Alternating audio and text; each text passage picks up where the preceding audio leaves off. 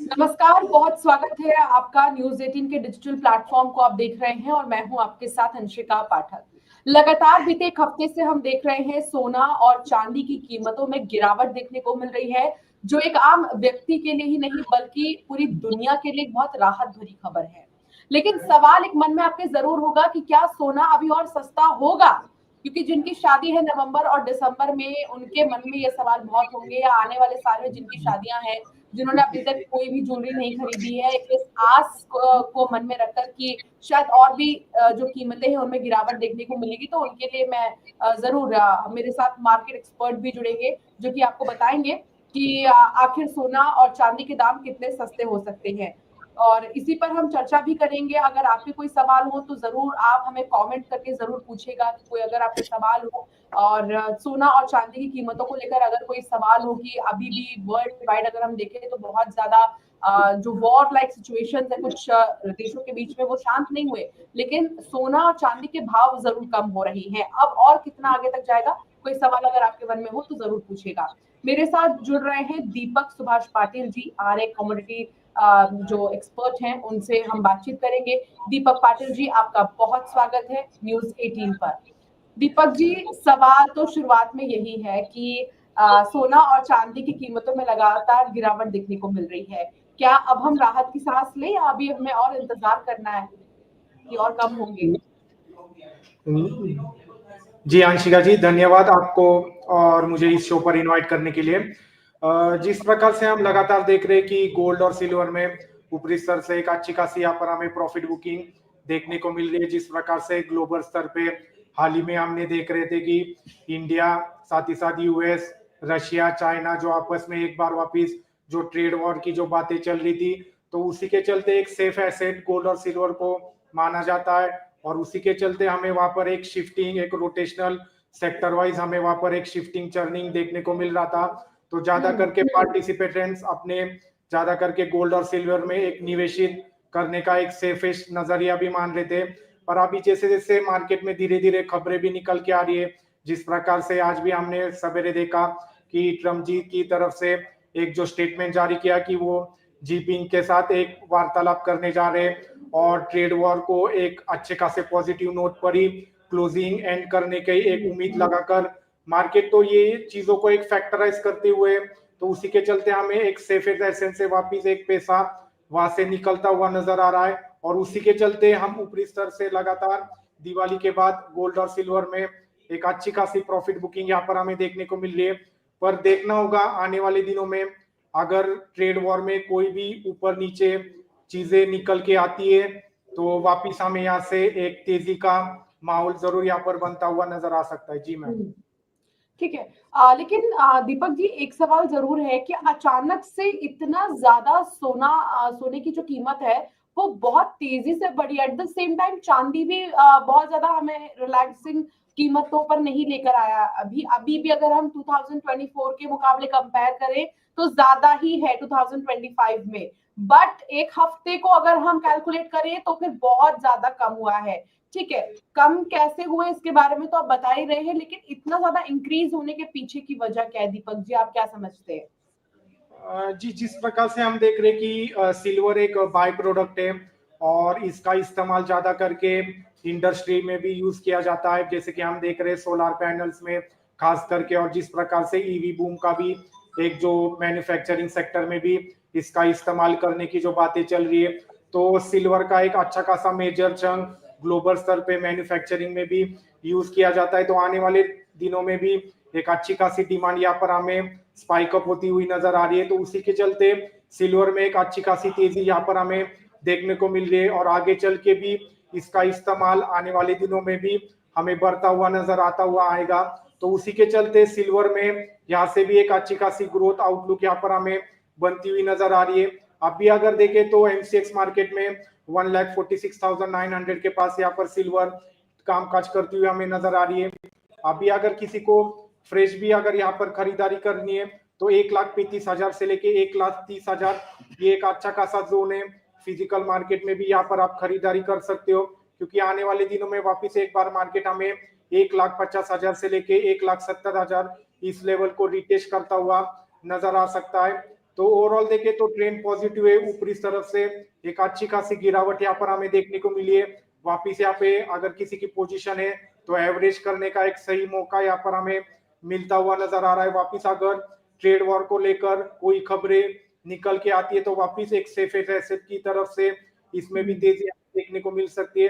तो ओवरऑल नजरिया एक अच्छा खासा पॉजिटिव ही आगे चल के भी हमें इसमें बनता हुआ नजर आ सकता है। जी मैम। ठीक है दीपक जी, एक सवाल ये भी कि कई बार जो है हम जब गोल्ड खरीदते हैं तो हमारे फैमिली ज्वेलर्स, जैसे टर्म मैं यूज कर रही हूँ, जिन्हें हम बहुत पहले से जानते हैं, जो हमारे घर के आसपास रहते हैं, वहां से हम गोल्ड खरीदते हैं। कई बार अब बड़े बड़े ब्रांड्स ऐसे आ गए हैं जो गोल्ड के रेट्स को और भी अलग तरीके से रखते हैं बिकॉज ऑफ मेकिंग चार्जेस। तो हमें कहाँ से गोल्ड खरीदना चाहिए? क्योंकि गोल्ड का रेट तो वर्ल्ड वाइड भले ही सेम हो, लेकिन जहां हम अपने पर्सनल ज्वेलर और जहां हम ब्रांड की तरफ जाते हैं तो कहीं ना कहीं प्राइस में थोड़ा चेंजेस तो दिखाई देता ही है। इसके पीछे की वजह भी बताइए और ये भी बताइए कि आखिर हमें गोल्ड खरीदना कहाँ से चाहिए। जी, जैसे कि एक आम निवेशक जैसे कि शादियों के सीजन में खास करके एक कस्टमर वाइज अगर हम देखे जाए तो उनका ट्रस्ट इश्यू भी रहता है कि जहां से मैं गोल्ड खरीद रहा हूँ क्या वाकई में उसमें प्योरिटी जितनी कही जा रही है उतनी मात्रा में प्योरिटी है भी या नहीं है। तो उसी के चलते गवर्नमेंट ने भी ढेर सारे स्टैंड यहाँ पर हमें लेते हुए नजर आ रहे हैं। गवर्नमेंट का भी हालांकि बीच बीच में एक सेशन भी चलता रहता है, एक BSI हॉलमार्क का जो उन्होंने एक इम्प्लीमेंटेशन किया है ताकि एक कस्टमर को भी एक ट्रस्ट इश्यू ना रहे, जहां से भी वो खरीदारी कर रहे गोल्ड की वहां पर उन्हें एक BSI हॉलमार्क का ज्वेलरी का जो एक टैग रहेगा तो उसमें कम से कम उन्हें इतना तो कॉन्फिडेंस मिलता है कि जो मैं चीज खरीद रहा हूँ उसमें उतनी प्योरिटी मात्रा एक्चुअल में है, ताकि इन फ्यूचर अगर वो ज्वेलरी वो वापिस सेल आउट करने भी जाते हैं तो उनको जो उसका रिटर्न है, जो प्योरिटी उसमें जो है उसका दाम सही से उन्हें मिल सके। तो आप जहां पर भी चाहे आप गोल्ड कहीं से भी खरीद सकते हो। थोड़ा बहुत हमें वहां पर 19-20 का जो ट्रांसपोर्टेशन कॉस्ट रहती है और लोकल रेट्स भी लोकल रेट जहां से निकलते तो उसका भी इम्पैक्ट हमें डिमांड सप्लाई पर एरिया वाइज भी स्टेट वाइज भी वहां पर हमें देखने को मिलता है। तो हमें सिर्फ एक चीज ध्यान में रखनी है, जहां से भी आप ज्वेलरी खरीद रहे हो उसमें हॉलमार्क जरूर आपको देखना है, प्योरिटी जांच करके ही आपको ज्वेलरी वहां से खरीदनी है। क्योंकि हाल ही में हमने ढेर सारे ऐसे भी केसेस देखे थे जहां पर बीच में जैसे सिल्वर के प्राइसेस स्पाइक अप हो रहे थे तो बीच में कुछ भी इम्प्योरिटी वाला जो जैसे कि जिंक या फिर कोई स्टील एल्यूमिनियम जैसा मिक्सिंग करके ऊपर का कवर लगा के सिल्वर के बिल। गोल्ड इन्वेस्टमेंट के पर्पस से अगर हम देखें तो हम कैसे गोल्ड को अपने इन्वेस्टमेंट या हमारे फ्यूचर सेविंग्स के तौर पर इस्तेमाल कर सकते हैं, उसके लिए क्या जरिया है, अगर आप उसके लिए बता पाए। जी, अगर हम देखें तो गोल्ड में हमेशा हमने देखा जाए तो एक अच्छा खासा लॉन्ग टर्म के नजरिए से एक सेफेस्ट एसेट भी और रिटर्न भी दमदार देता हुआ हमें नजर आ रहा है। जिस प्रकार से अगर हम इक्विटी मार्केट को भी कंपेयर करें तो उसी के चलते गोल्ड और सिल्वर ने उस एसेट्स को भी अच्छा खासा बीटअप किया है। तो जरूर आप सिस्टमेटिक वे से टाइमली बेसिस में गोल्ड में जैसे जैसे दाम नीचे आएंगे, करीबन अभी अगर देखें तो 1,20,000 के पास गोल्ड कामकाज करता हुआ नजर आ रहा है। आगे चल के वापिस अगर आपको 1,10,000 के पास भी अगर दाम मिलते तो जरूर वहां पर आप एवरेज आउट कर सकते हो पोजीशन। आने वाले दिनों में डिमांड जरूर यहाँ पर भी हमें बढ़ती हुई नजर आ सकती है। तो जरूर लॉन्ग टर्म नजरिया यहाँ पर पॉजिटिव रहने वाला है। तो यहाँ पर आप धीरे धीरे करके एवरेज आउट कर सकते हो पोजीशन, क्योंकि आने वाले दिनों में वापिस अगर दाम बढ़ते तो वापिस ऊपरी स्तर पे खरीदना भी पॉसिबल नहीं होता। तो सिस्टमेटिक वे से जैसे हम SIP और म्यूचुअल फंड में मंथली बेसिस पे निवेशित रहते, वैसे ही अगर हम मंथली बेसिस पे गोल्ड भी एक ऑप्शन है अच्छा खासा, या फिर आप ETF के जरिए भी यहाँ पर निवेशित कर सकते हो, या फिर आप गोल्ड बॉन्ड्स में भी अच्छा खासा निवेश कर सकते हो। वहां पर भी गवर्नमेंट की ओर से हमें एक अच्छा खासा रिटर्न भी मिलता है। तो ढेर सारे विकल्प अवेलेबल है। आप चाहे आपके हिसाब से आप उस तरीके से जरूर गोल्ड और सिल्वर में निवेशित कर सकते हो। जी मैम। ठीक है दीपक जी, एक आखिरी सवाल ये कि गोल्ड को इन्वेस्टमेंट के तौर पर कैसे हम यूज कर सकते हैं, ये तो आपने बता दिया, लेकिन 9 कैरेट गोल्ड को लेकर भी बहुत बातें चल रही हैं। अगर आप उसके बारे में कुछ कहना चाहें कि जो लोग बहुत शुरुआती दौर से गोल्ड में इन्वेस्टमेंट के लिए कदम बढ़ाना चाहते हैं, उनके लिए 9 कैरेट गोल्ड कैसा रहने वाला है, और अभी उसके लिए भी हॉलमार्क की जो बातें सामने आ रही हैं उस पर आपकी राय? जी, अभी देखा जाए तो गोल्ड के रेट्स मतलब एक आम निवेशक के पहुंच के बाहर ही जा चुके हैं। तो अगर किसी का शादी वगैरह का सीजन है तो उनके लिए थोड़ा सा इतने हाई रेट पे खरीदना भी पॉसिबल नहीं रहता। तो उसी के चलते सारे ज्वेलर्स ने भी एक सेकेंडरी ऑप्शन यहाँ पर निकालते हुए हमें यहाँ पर देखने को मिला है। तो 9 कैरेट्स में अगर किसी को भी खरीदारी करनी है तो जरूर यहाँ पर भी आप खरीदारी कर सकते हैं। सिर्फ इसमें आपको BSI हॉलमार्क जांच कर ही लेना है, क्योंकि इसमें भी ढेर सारी बीच में भी हमने देखा कि एक प्योरिटी को लेकर भी सवाल उठ रहे थे। तो सिर्फ आपको ये जांच करनी है, चाहे फिर वो 9 कैरेट हो, 18 कैरेट हो या फिर 22 कैरेट। तो अपनी अपनी रिस्क एपिटाइट के हिसाब से आप धीरे धीरे करके यहाँ पर भी निवेशित कर सकते हो, और आगे चल के जैसे जैसे दाम बढ़ेंगे वैसे वैसे आपको इसका एक बेनिफिट भी मिलता हुआ नजर आता हुआ मिलेगा। जी मैम।